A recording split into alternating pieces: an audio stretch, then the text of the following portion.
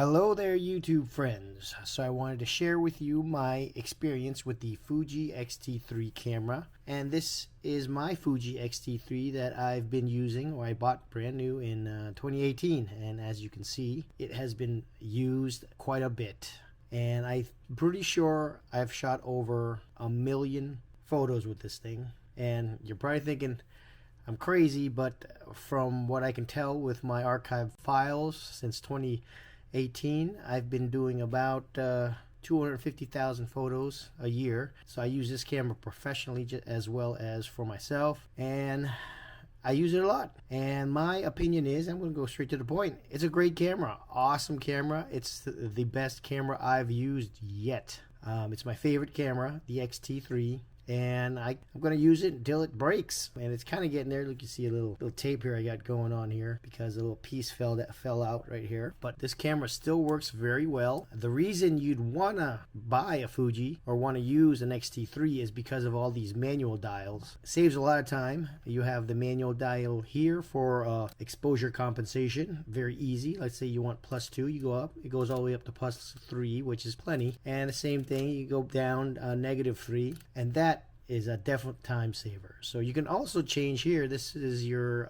shutter speed. So if you wanted to go to manual shutter mode here, you can just use the different times here. You got 8,000 of a second. Normally I just have that on auto because I'm using it aperture priority most of the time. You also have your metering right here, easy to change. A lot of times I will accidentally hit that and that will just mess everything up. Like it'll go to like spot right here and then my exposure would completely mess up, and I'm trying to figure out why it's doing that, and usually I remember that it is the metering. And the other dial here that we have is your ISO dial, which is right here. It saves a lot of time also from ISO. Like I said, I use aperture priority. If I'm doing a really fast shoot and I just want the camera to handle all the settings, I will do auto here too. And over here you have all your shoot settings. For instance, single, that would be a single shot. This is low continuous. So you're shooting low continuous speed, and this is high speed continuous shoot. And then the one reason that I love this camera is the bracketing is right there. So if I wanted bracketing, I just use the dial right there, go straight to bracketing. So I'm always switching between bracketing and single exposure or single shots a lot. So from there to there, it's very easy. And the other reason you'd want to use a Fuji is because of the film simulation, which is right here. And I usually love the Vivid film simulation. So you have a bunch of different options here. So that would be standard, chrome. I use a lot for my real estate and all these other stuff, but I'm only using Pro, Vivid, or Chrome. Those are the two ones that are the settings that I use the most.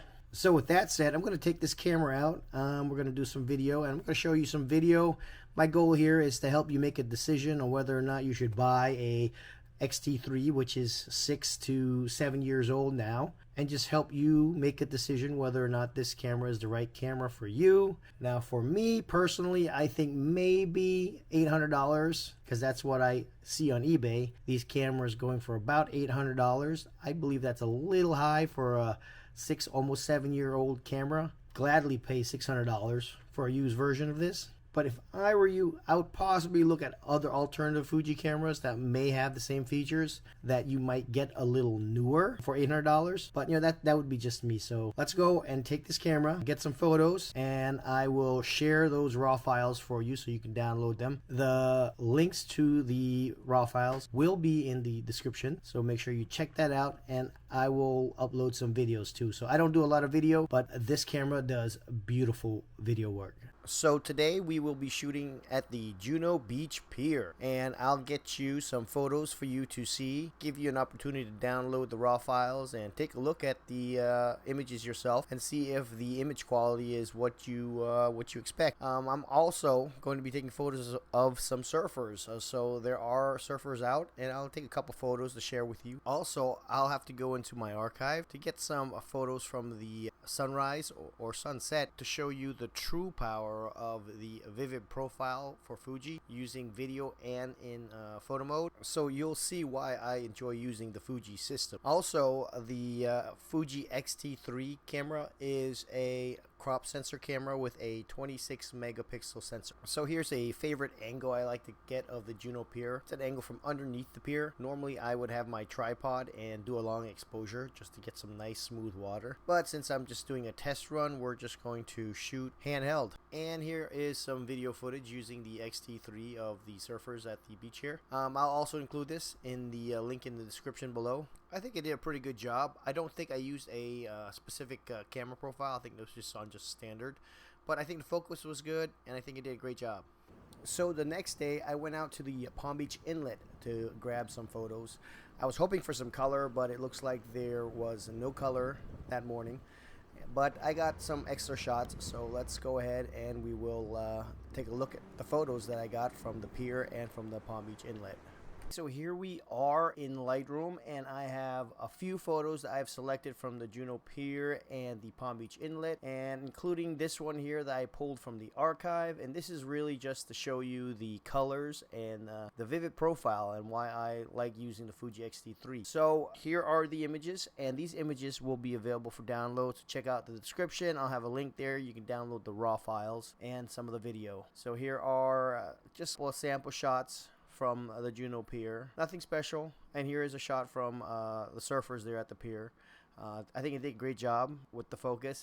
I hear that the Fuji is not so great with the focus, but for me, it's fine. I don't do wildlife with the Fuji, but when I do need to use it for wildlife, I think it does a pretty good job. So here are all the images, and I will show you this shot here from the archive, which is from the beach at Coral Cove Park. And we will go into the vivid profile, and this is the vivid profile here. And if I click on that, it will make the image a lot more saturated, and it looks very nice. So I'm going to go ahead and just go into like a full screen mode just to kind of give you guys an idea here of what it looks like. So this is before and this is after.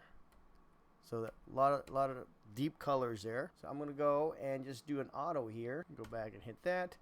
And once I do the auto, it will pretty much get me to where I want to be in the image. So here's the highlights here. I'll pull it down. You can see how good the dynamic range is here. And if I pull up the shadows, lots of shadow detail, lots of highlight detail. So this particular sensor on the Fuji X-T3 has very good dynamic range. In fact, I think it has better dynamic range compared to the X-T5. I had a friend who let me borrow his X-T5, and I sampled the dynamic range, and I thought the X-T3 came out a lot better. I'll do a separate video on that. So with that said, let me go ahead and show you all how I batch process my photo. And being as how we have 10 photos here, it'd be a perfect way to show you how I do my batch processing. So I use Lightroom to do my just minor tweaking, and then I'll export that out and batch process using Luminar Neo. So I'll go ahead and reset everything just so that we can get a fresh start here, and let's go ahead and start the batch process. So the first thing I will do is I'll start with one photo. So this is the first photo, and then I'll use Vivid for this particular photo. We'll do auto, and then what I will do is bring the highlights down and the shadows up just like that. And the next thing I will do is go ahead and do the texture, bring the texture up, the clarity up, and just a little bit of dehaze. And then I will do, and these are very minor things here, the sharpening. I'll just bring all this up a little like this. So my sharpening goes to something like this, and this is before and after. So that's very good. I'm just going to go ahead and sync this whole thing together.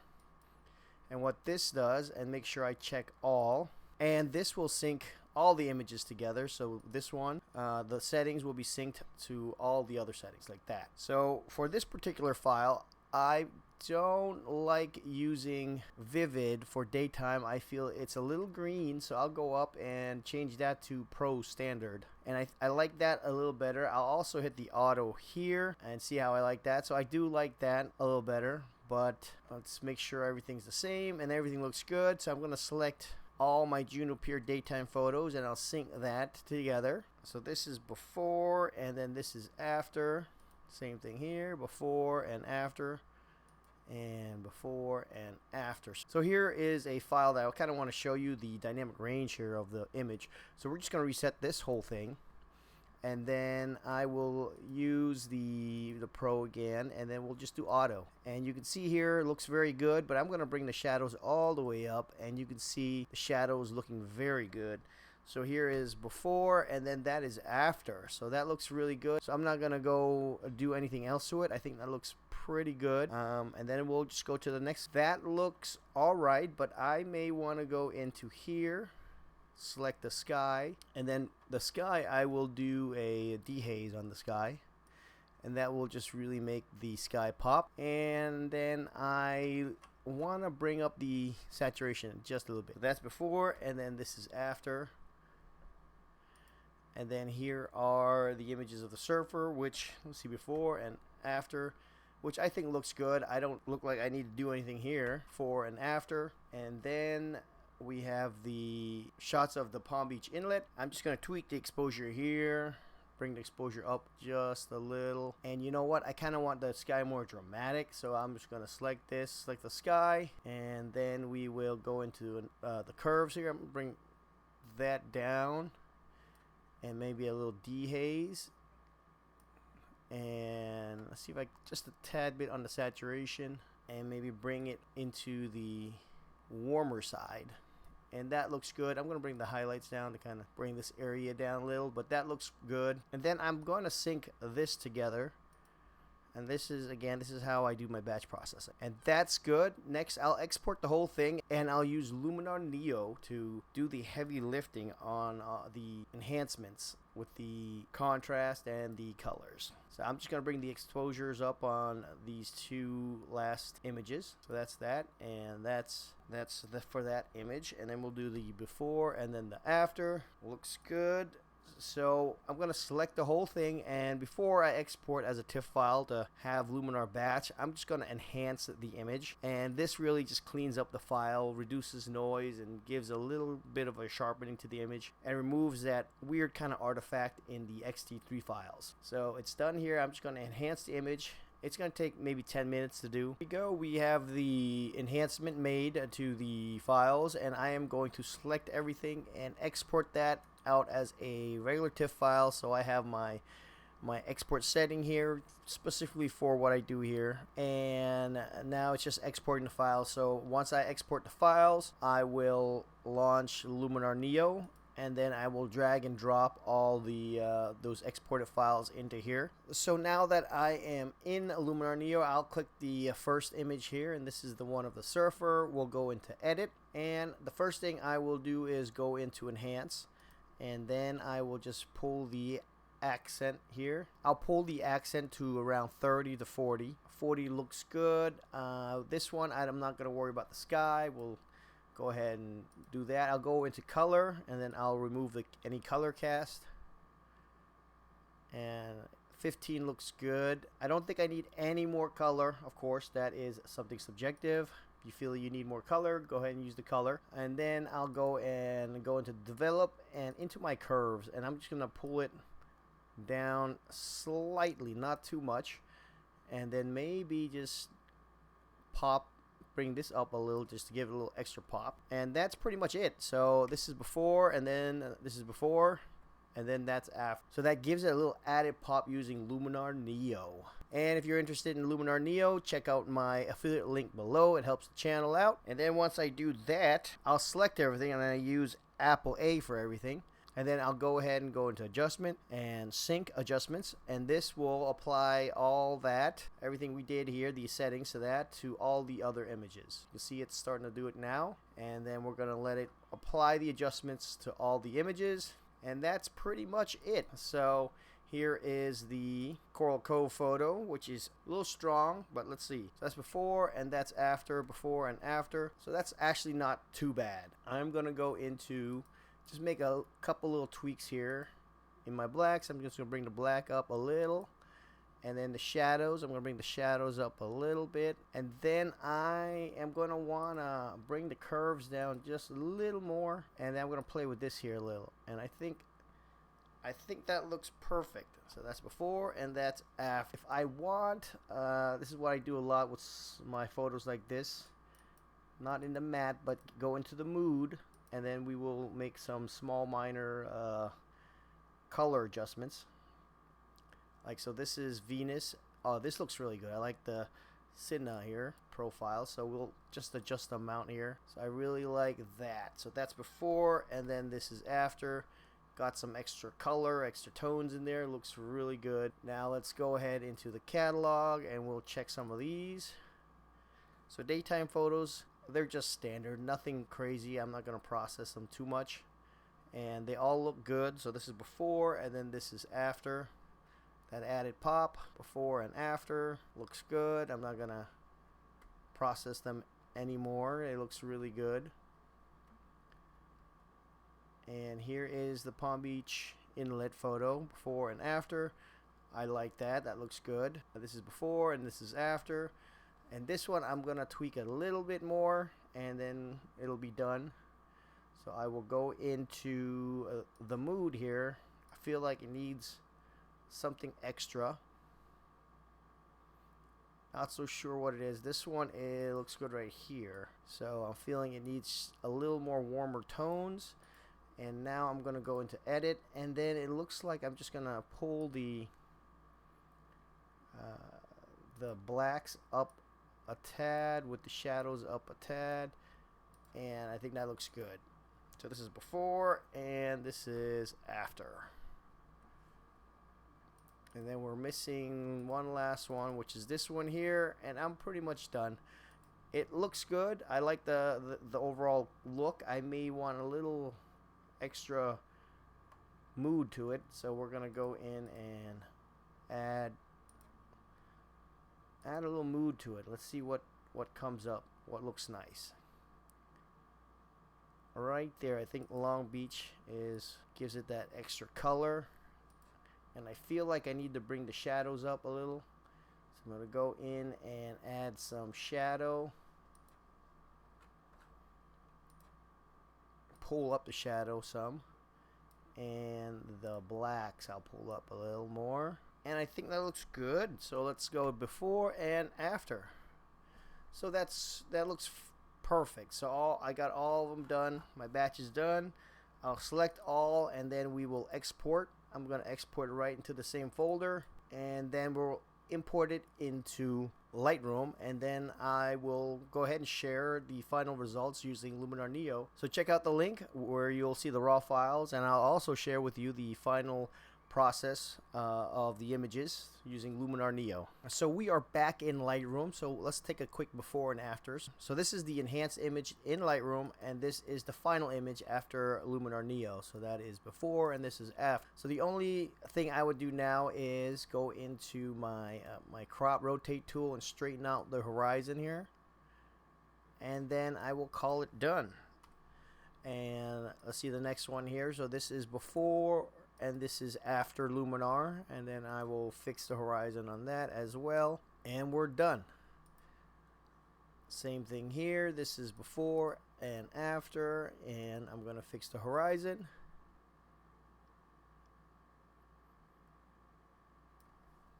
And that looks good. An easy way to fix it is using the ruler here and just making a line straight across the horizon, and done. Next, same thing,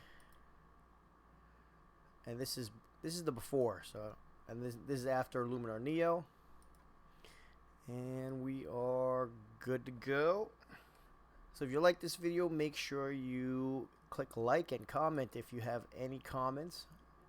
And that is done. So don't forget to use the link for Luminar Neo, and check out the links to the raw files where I include the before and after and the original raw and some video footage, and hopefully you will be able to make a decision whether or not the Fuji X-T3 is for you. That looks good. Couple more tweaks here and we'll be all done.